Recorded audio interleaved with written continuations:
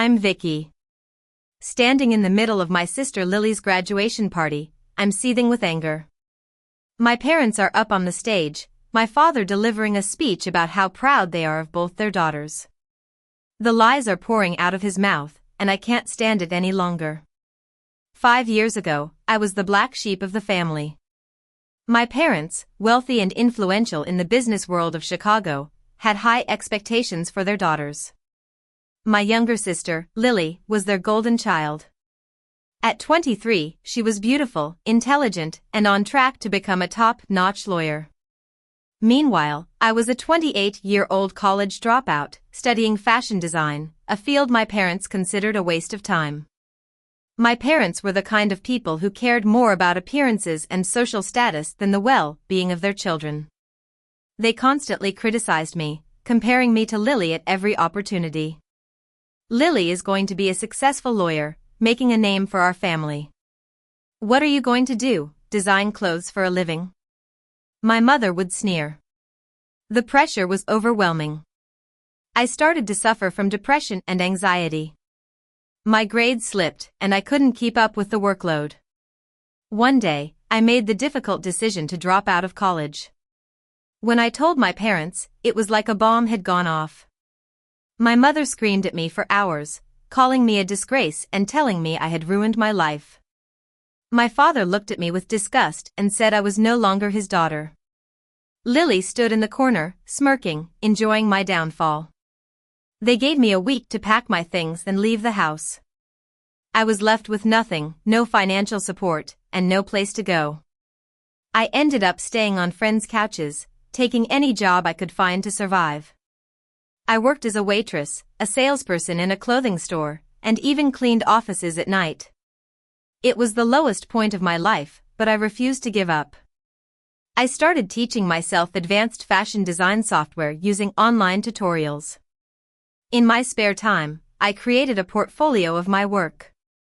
I reached out to small fashion brands and offered to design their collections at a low cost to gain experience. It was a long and difficult journey, but slowly, I started to build my reputation. I moved from couch surfing to a tiny studio apartment and then to a one-bedroom. I went from freelancing to starting my own fashion design agency. 5 years passed, and I had become a successful designer, with clients all over the country. I had cut off all contact with my family, changed my phone number, and moved to a different part of the city. Then, I received an invitation to Lily's graduation party from an old high school friend. At first, I thought it was a trap.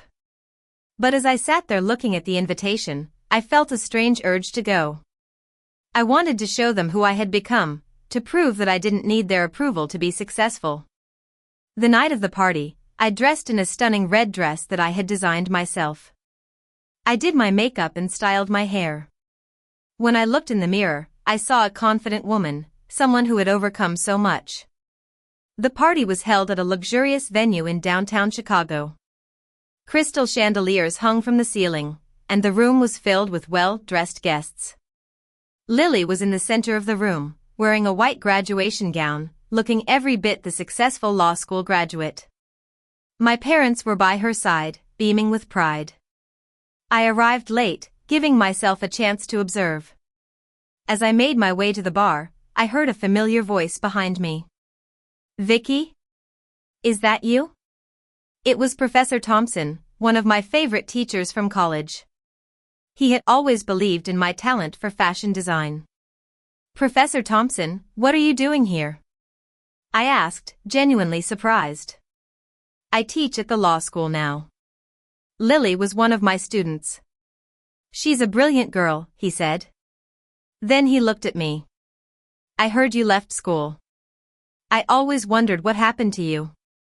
You had so much talent." I told him about my struggles and how I had started my own agency. His face lit up. "That's wonderful, Vicky. I always knew you could do it." After our conversation, I moved around the party, feeling like a ghost. People looked at me, but no one recognized me. I overheard my mother talking to a group of women. "We're so proud of Lily. She's going to be a great lawyer." Our eldest daughter is also very successful in business, but she's working overseas and couldn't make it tonight. I was shocked. They were lying about me, using my real success to make themselves look good. I wanted to confront them right then, but I held back. I decided to gather more evidence. As I was walking around, I saw Lily heading towards a private room. I followed her at a distance. She was on the phone, talking to my mother. Don't worry, Mom. No one has asked about her. Everyone believes the story about her working overseas. And about the trust fund, I spoke to the lawyer. Since she's been out of contact for so long, we should be able to claim her portion. My heart sank. They were not only lying about me but also trying to steal my inheritance. I recorded the conversation on my phone. Just then, my father took the stage to give a speech. He talked about how proud he was of both his daughters, how they were both making a mark on the world. I couldn't take it anymore. I stepped forward and said, "I'm right here, Dad. You've been lying to everyone. You disowned me 5 years ago when I dropped out of college. You abandoned me when I needed you the most." The room fell silent. My parents' faces turned pale. Lily looked shocked. Professor Thompson and Dr. Harris, the dean of the law school, who was standing nearby, looked at me in disbelief. I continued, "I've built a successful fashion design agency on my own, without your help. And you're trying to steal my inheritance." I have a recording of Lily's conversation with Mom about the trust fund. My father tried to defend himself. "You made your own choices, Vicky. You threw away your future." I replied, "You gave me nothing but criticism and conditional love. When I was struggling, you turned your back on me. Now you're using my success to boost your own reputation." Dr. Harris spoke up. "This is a serious matter. Vicky, can you prove your claims?" I showed him my driver's license and played the recording. He looked at my parents with disappointment. "If what Vicky says is true, this is unacceptable." My mother tried to salvage the situation. "Vicky has always been difficult. We tried to help her, but she refused." I laughed bitterly. "You never tried to help me. You just wanted me to fit into your perfect image of a daughter." Just then, my business partner, Alex, showed up. He pulled out his tablet and showed everyone my agency's website. "This is Vicky's fashion design agency. It was founded 3 years ago and currently employs 20 people. Our annual revenue last year was over $3 million. She built this from nothing, without any support from you." My parents' faces turned red with embarrassment. Lily looked down, ashamed. I looked at them and said, "I want my trust fund. You're going to sign papers stating that you have no claim to it, and you'll stop lying about me. If you don't, I'll expose you to everyone here and in your social circle." My father tried to challenge me, but he knew he had no power. After a long intense silence, they agreed to my terms.